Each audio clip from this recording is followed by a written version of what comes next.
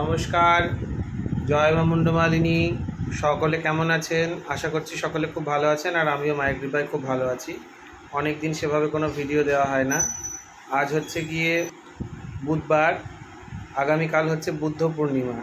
সেই উপলক্ষে মাকে আবার নতুন করে বস্ত্র পরিবর্তন করার জন্য চলে এসেছি।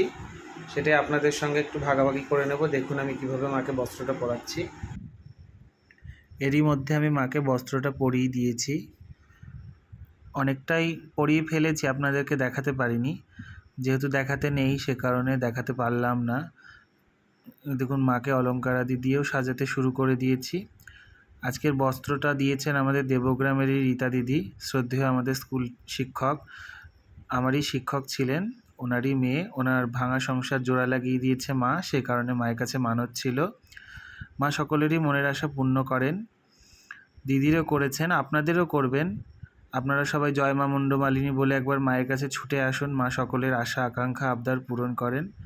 দেখুন মাকে শাড়িটা পরিয়ে এত সুন্দর লাগছে, লাল পেরে সাদা শাড়ি, তারপরে রাজনন্দিনী, কি কত সুন্দর লাগছে দেখতে। আমি তো মাকে সবসময় আমার কন্যা রূপেই সেবা করি, দেখুন কীরকম লাগছে।